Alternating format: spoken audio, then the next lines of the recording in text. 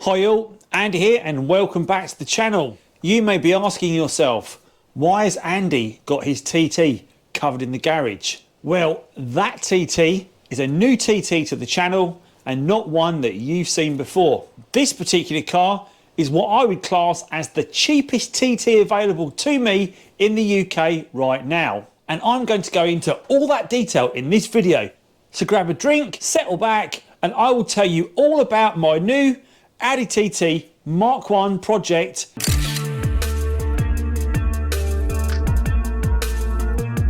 By purchasing this Audi TT Mk1 project, I hope that I am reassuring many of you out there that I'm staying around on the TT Mk1 scene.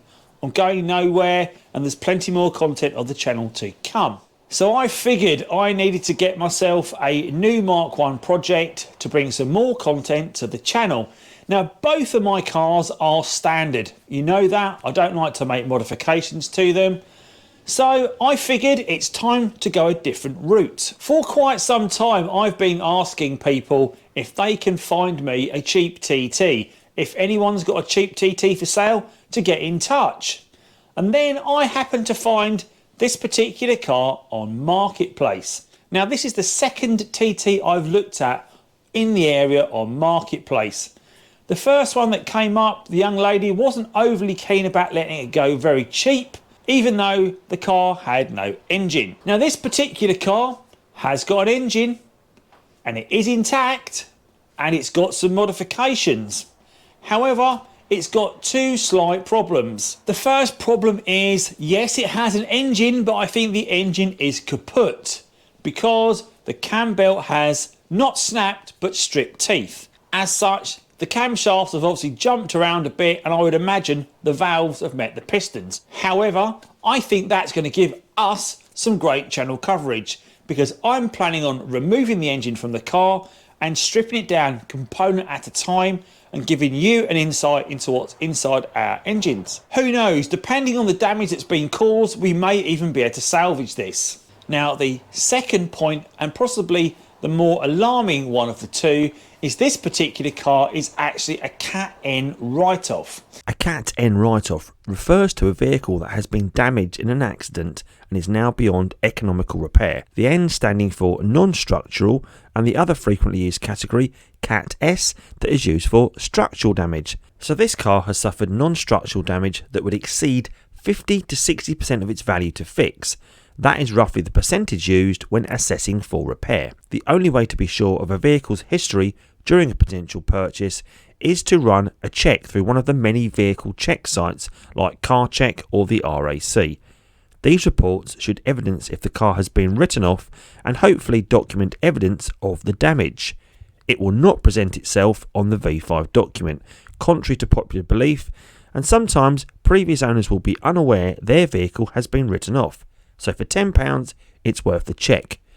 I have requested the evidence from my check so I know exactly what damage I am dealing with. Before we look around it, let's talk a little bit about the story behind it. Now this particular car was listed on Marketplace for £800 without a running engine. The car had done 137,000 miles, and after speaking to the guy, it had suffered a pretty catastrophic engine failure when he was driving along and the engine ground to a halt, and then he found out that the belt had been stripped. Now what drew me to the car is it's not your usual silvers and blues, it's actually a black car, and I've never owned a black TT, as you well know, and it has got some different parts on it. When I spoke to the guy and found out the car needed a new engine, I figured I could get one cheaply, install it myself and possibly put the car back on the road for under £1,000. So I decided to offer the guy £400 for the car in its current state. The guy actually accepted that at that point, and I thought that's a bargain. If I can get an engine for 600, car's back on the road and off we go. However, I then got the registration, did the check, and then found out about the Cat N. Now with the car being Cat N, I'm reluctant to put it back on the road.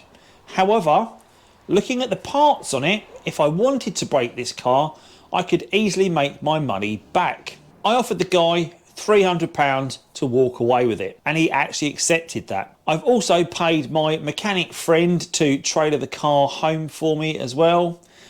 So we're all into this car, grand total, all spent on it at £400 to date. So I guess it's time to take a look what's under the cover. Hopefully you can see this still.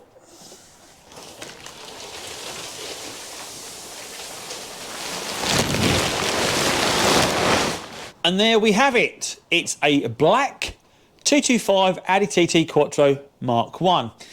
Now, one of the first things you'll probably notice by looking at the front of it, I have removed the number plates, but you'll see it's got a honeycomb grille. So there's been some work on this car already to upgrade a few parts. Now, I know that grille is quite sought after, and they range from about £50 to £100 online to sell. So there you go, there's £50 of our money back straight off the bat. So here's a close-up of the front, and you can see the honeycomb grille. Bodywork and paintwork wise, it's actually really tidy. There doesn't seem to be any rust on the sills, which is going to help me out because I could always reuse these sills on the 3.2 V6, which needs some new ones.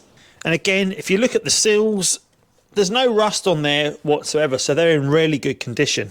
So I think as a panel car, for reusing these panels and maybe selling them on, this is a great donor car.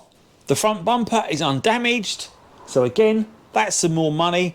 And if you look at the headlights, you'll notice the driver's side one, if you look at it, is really quite clear. However, it's got a massive crack running through it, so that's really for the scrap man.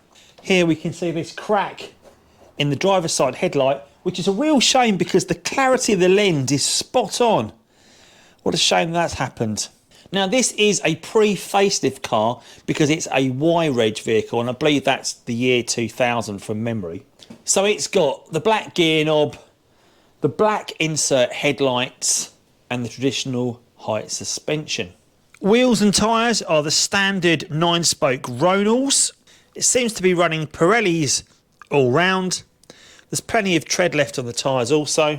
If we take a look inside, it's also in pretty good condition. It's got black leather seats, black leather doors. All looks in pretty good nick. There's no cup holder, I noticed, and there's no carpet mats either. Now, the headlining is very interesting. It seems to have almost like poppers holding it up that have been added. So whether it's been sagging and that's a way to deal with that, I don't know.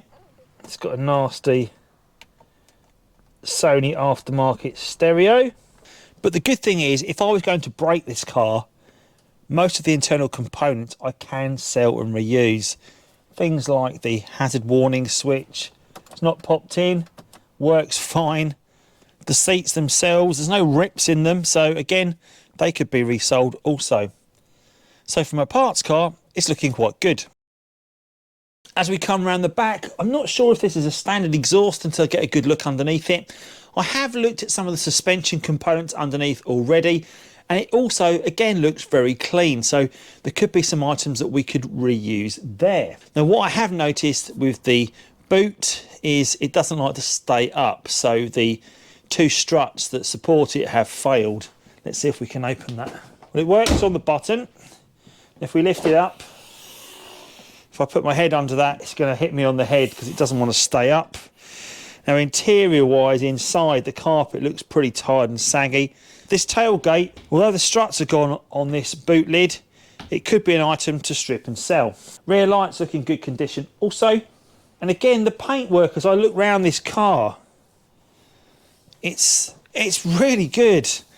The rails, doesn't seem to be any sign of lack of peel on the rails. Just look at the shine on that bonnet. I'm actually going to give this car a clean before I do anything to it because I think the paintwork will come up really nice. So the bit you all want to see, I guess, is under here. Wow. And this is what shocked me the first time I opened this bonnet, because as you can see, it's got some rather interesting components. So it's already had a bit of tinkering. If we start off over here, and you wonder why the charge pipe is off, well, the guide removed that to get better access to this cam belt. and I will show you a close-up of the cam belt shortly and show you what's happened to those teeth. But you'll notice it's got a ram air induction kit already, and it's also got a Forge oversized turbo intake pipe there. So that is something else that we could take off the car as a performance part and sell. You'll also notice it's got a catch can fitted, a Billy Cloud catch can. Again, that's another part that I could take off and resell. And there's also a couple of hoses.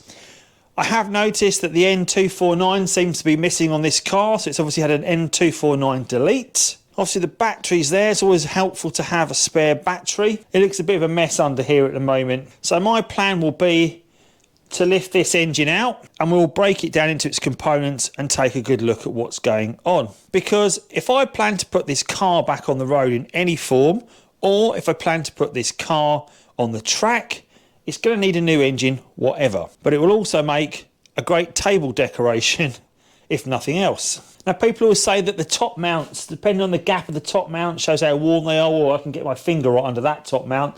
So that would be pretty worn. So the big question to ask you all is, even though it's Cat N and it needs an engine, should I get an engine and put it back on the road and maybe have some fun with it, turn it into a bit of a performance car? Should I convert it into a track car? I've got some performance mods already, just need an engine, do some work on it and it can become a track car. Or thirdly, do I break the car for component parts and help other people keep their cars on the road? Also, it will also give me a set of spares to use on my cars, because there's a lot of components and parts here that are interchangeable. Why don't you let me know in the comments what you feel I should do with this Audi TT Mk1, because I'm interested to know your viewpoints. I hope you've enjoyed today's content and are looking forward to the journey that we're going to undertake with this Audi TT Mk1. If you have, then please do give this video a thumbs up and don't forget to subscribe to my channel, where you'll find a whole host of content on the Audi TT Mk1, and also get to follow the journey of this car. As always, thanks for watching and see you soon. Take care.